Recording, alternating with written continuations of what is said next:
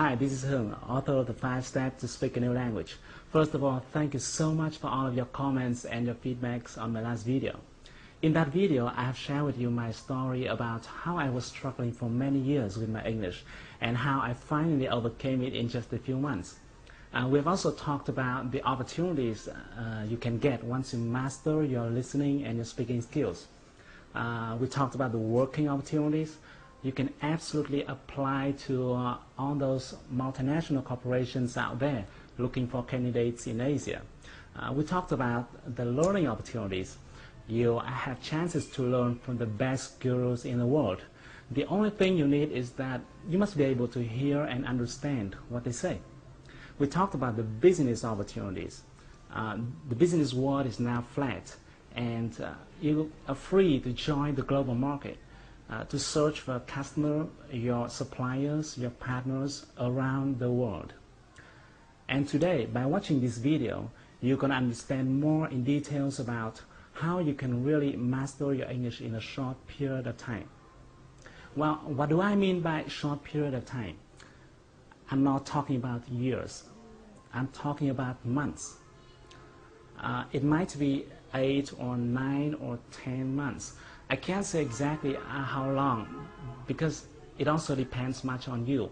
But some of my friends and my students were able to do it in 5 or 6 months.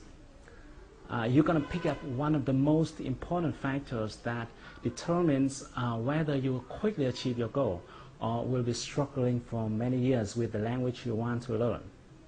Let me start with a question. What do you think is the most important thing when it comes to learning a new language? Let's pause for a few seconds and really think about it. What do you think? Well, there's not a single answer for this question, but when it comes to language, most people must agree with me that vocabulary is at the top of the priority list. Without vocabulary, you definitely can't hear, you can't speak. You're still able to communicate a little bit without grammar or with poor pronunciation, but you can do nothing without words. Because essentially, language is formed by words and the way they're put together logically. But have you ever asked yourself how many words you will have to learn? Or how many words are there in English? I know that most people don't make this question because people just start right away without realizing how far they have to go and how long it will take to get to the end of the road. And that is not really good when you have a long journey. You'll be more likely to reach the target if you have a map in your hand, or if you can realize how far you're going to have to go. Now let me tell you, if you take a look at a dictionary, you'll find that an average one may contain 100,000 words. A bigger one may have 200,000 or 300,000 different words. And I have another question for you. How many words you can learn and remember each day? Given the fact that you learn them and then you forget them, right? You learn and you forget. So how many words do you think you can learn and remember each day? Now let me assume that you can learn and remember 20 words per day. And this is not a bad number at all. To get 300,000 words, you're going to have to learn continuously in 15,000 days, which equals 41 years. Wow, it sounds scary, doesn't it? But just calm down. Don't worry, it won't take you 40 years to learn English if you know this one principle. It is Pareto Principle.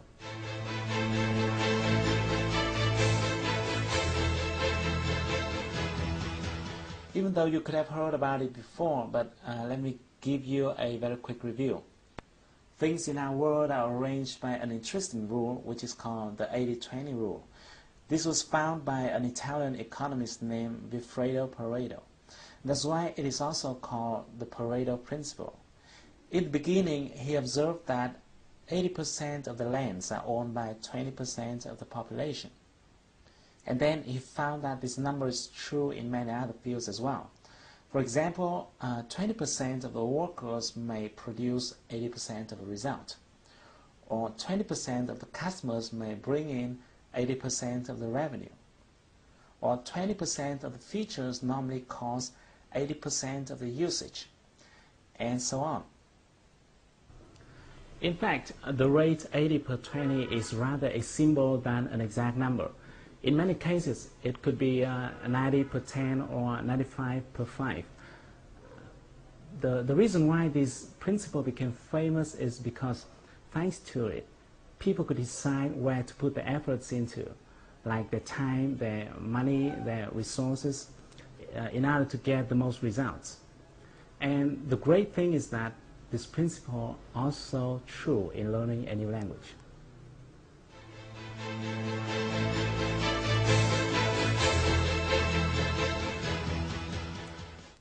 Even though the total number of different words in English may come up to more than 300,000 words, only a small portion of that number is used in daily lives. As early as the 1930s, George Zip has found what people now call Zipf's law. He researched various languages, including English, and he found that each word has a different frequency of occurrence. In English, for example, the word "the" tops the frequency ranking with 7.5%, the word "of" following with 3.5%, and so on. Amazingly, just 130 words make up 50% of occurrences. Other studies show that Americans use somewhere from 2,500 to 3,000 most common words in their daily lives. The good news is that these 3,000 common words build up more than 95% of the content in any conversation, telephone call, email, or even books and newspapers. In other words, instead of learning more than 300,000 different words, you can focus on 3,000 most common words but still understand 95% of all conversations, emails, newspapers, and books. These most common words belong to what we call the core vocabulary.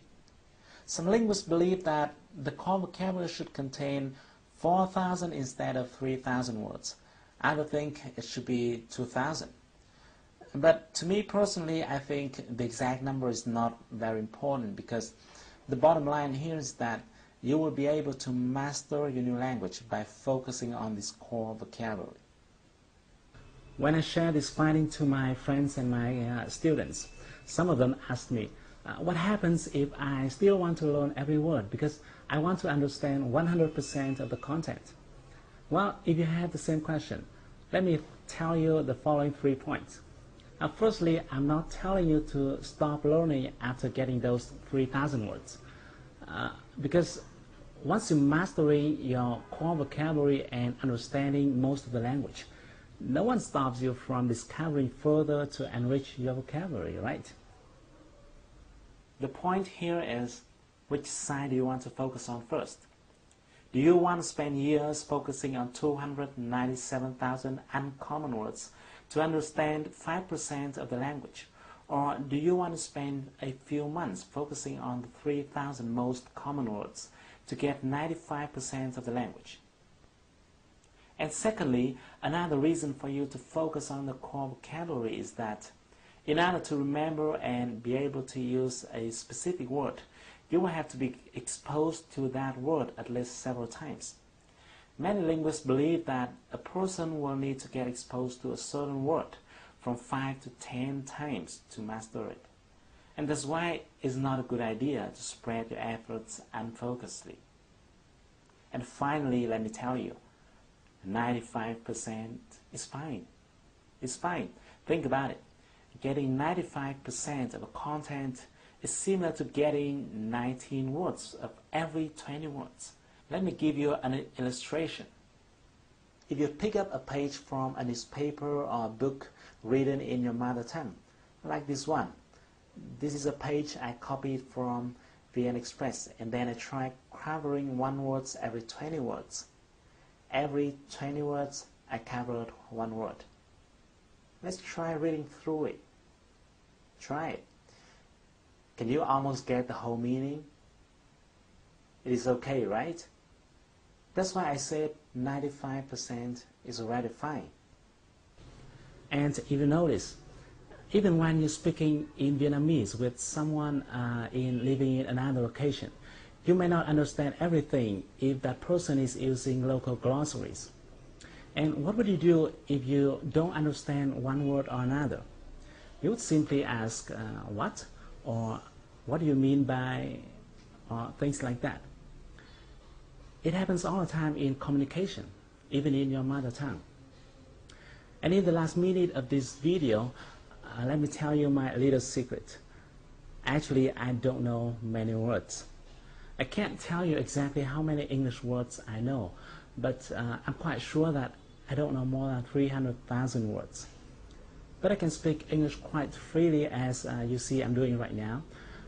I have no problem talking to my partners, negotiating deals over the phone or face-to-face. I have no problem reading documents, newspapers, books. I can watch movies without sticking my eyes into the subtitles. And you can do the same. Now that you've got one of the most important secrets that determines whether or not you will quickly achieve your goal in learning a new language. But we haven't talked about how you can actually get them. Which words are they? In the next video, I'm going to share with you a technique that will help you to quickly acquire all those important words. And the best thing is that you won't have to memorize them, but it will naturally go into your mind and will be retained in a long period of time. So, thank you for watching my video.